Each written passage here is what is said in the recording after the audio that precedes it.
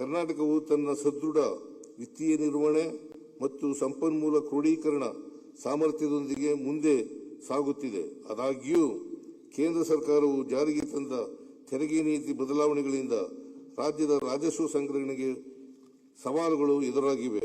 ಈ ಸವಾಲುಗಳ ನಡುವೆಯೂ ನಮ್ಮ ಸರ್ಕಾರವು ಕೈಗೊಂಡ ಪರಿಣಾಮಕಾರಿ ಸಂಪನ್ಮೂಲ ಕ್ರೋಢೀಕರಣ ಕ್ರಮಗಳ ಫಲವಾಗಿ ರಾಜ್ಯದ ಸ್ವಂತ ರಾಜಸ್ವ ಸಂಗ್ರಹಣೆಯಲ್ಲಿ ಸ್ಥಿರತೆ ಸಾಧಿಸಲಾಗಿದೆ.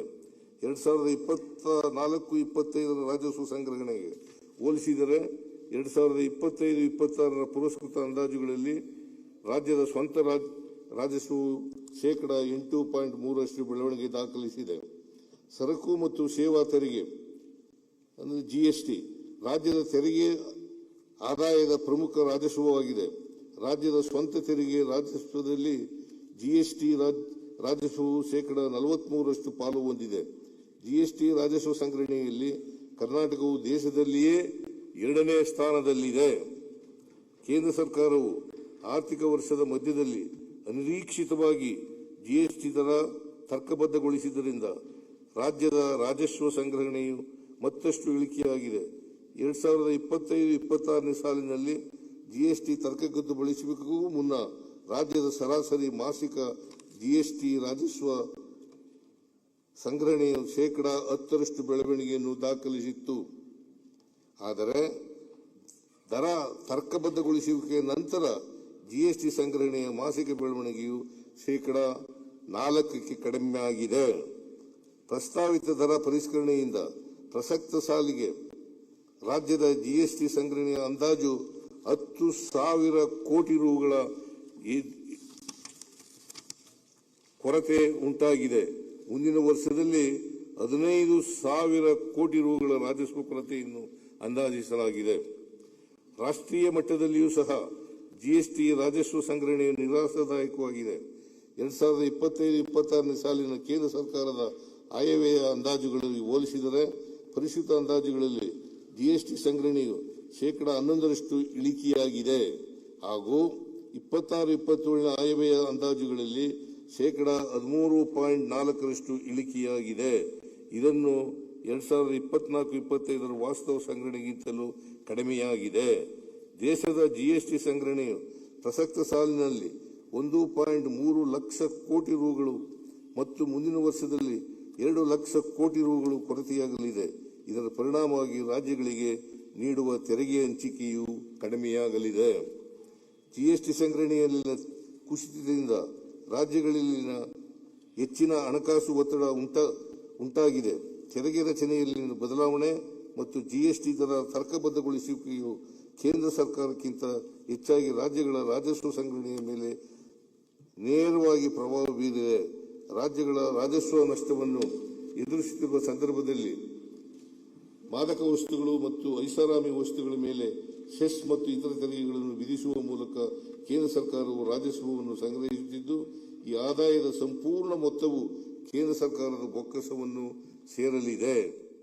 ಜಿಎಸ್ಟಿ ದರ ತರ್ಕಬದ್ಧಗೊಳಿಸುವಿಕೆಯನ್ನು ರಾಜ್ಯ ಸರ್ಕಾರ ತಾತ್ವಿಕವಾಗಿ ಬೆಂಬಲಿಸುತ್ತದೆ. ಆದರೆ ಇದರಿಂದ ರಾಜ್ಯಗಳಿಗೆ ಉಂಟಾಗುವ ರಾಜಸ್ವ ನಷ್ಟವನ್ನು ಪರಿಹರಿಸುವುದರ ಜೊತೆಗೆ ರಾಜ್ಯಗಳ ಹಿತಾಸಕ್ತಿಗಳನ್ನು ಕಾಪಾಡುವ ಉದ್ದೇಶದಿಂದ ಕರ್ನಾಟಕವು ಇತರ 7 ರಾಜ್ಯಗಳೊಂದಿಗೆ ಸೇರಿ ಜಿಎಸ್ಟಿ ಮಂಡಳಿ ಜಂಟಿ ಜ್ಞಾಪಕ ಪತ್ರವನ್ನು ಸಲ್ಲಿಸಿತ್ತು. ಈ ದರ ಪರಿಷ್ಕರಣೆಯು ರಾಜ್ಯಗಳ ರಾಜಸ್ವಕ್ಕೆ ವ್ಯತಿರಿಕ್ತ ಪರಿಣಾಮ ಬೀರಿದೆ. ರಾಜ್ಯದ ರಾಜಸ್ವ ಸಂಗ್ರಹಣೆಯನ್ನು ರಕ್ಷಿಸುವ ರೀತಿಯಲ್ಲಿ ರೂಪಿತವಾಗಬೇಕು.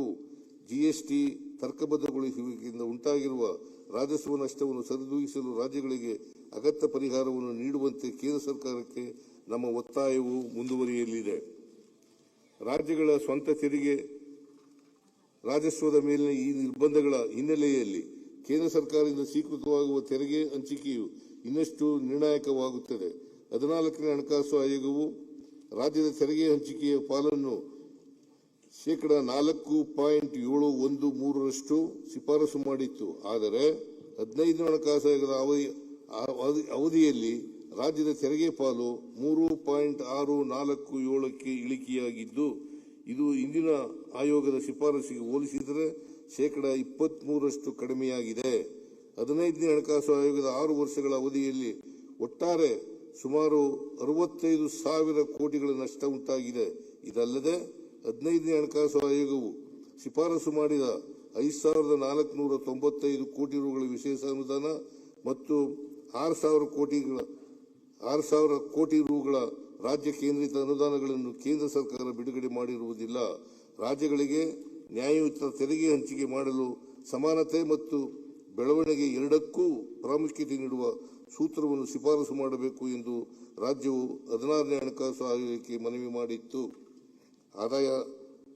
ಆದಾಯ ಅಂತರಕ್ಕೆ ನಿಗದಿಪಡಿಸಲಾದ ಹೆಚ್ಚಿನ ತೂಕವನ್ನು ಕಡಿಮೆ ಮಾಡಿ ವಿತ್ತೀಯ ನಿರ್ವಹಣೆ ಮತ್ತು ದೇಶದ ಆರ್ಥಿಕತೆಗೆ ರಾಜ್ಯದ ಕೊಡುಗೆಯ ಮಾನದಂಡವನ್ನು ತೆರಿಗೆ ಹಂಚಿಕೆ ಮತ್ತು ಸೂತ್ರ ನಿರ್ಧರಿಸಲು ಪರಿಗಣಿಸಬೇಕೆಂದು ನಾವು ಒತ್ತಾಯಿಸಿದ್ದೇವೆ.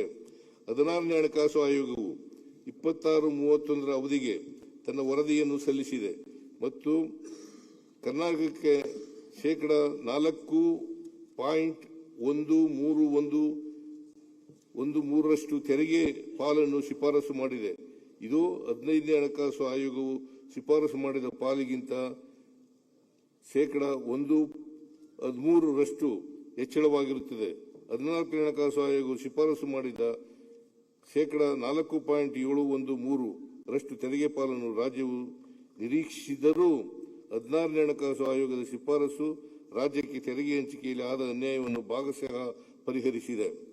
ತೆರಿಗೆ ಹಂಚಿಕೆ ಸೂತ್ರವನ್ನು ನಿರ್ಧರಿಸುವ ಸಂದರ್ಭದಲ್ಲಿ 16ನೇ ಹಣಕಾಸು ಆಯೋಗವು ರಾಜ್ಯಗಳ ಆರ್ಥಿಕ ಕಾರ್ಯಕ್ಷಮತೆ ಮತ್ತು ಬೆಳವಣಿಗೆಯ ಸಾಮರ್ಥ್ಯವನ್ನು ಗುರುತಿಸುವ ಉದ್ದೇಶದಿಂದ ದೇಶದ ಜಿಡಿಪಿಗೆ ರಾಜ್ಯದ ಕೊಡುಗೆಯನ್ನು ಮಾನದಂಡವಾಗಿ ಪರಿಗಣಿಸಿರುವುದು ಆರ್ಥಿಕ ಆಯೋಗದ ತತ್ವಗಳಲ್ಲಿ ಒಂದು ಮಹತ್ವದ ಬೆಳವಣಿಗೆಯಾಗಿದ್ದು ರಾಜ್ಯವು ಇದನ್ನು ಸ್ವಾಗತಿಸುತ್ತದೆ.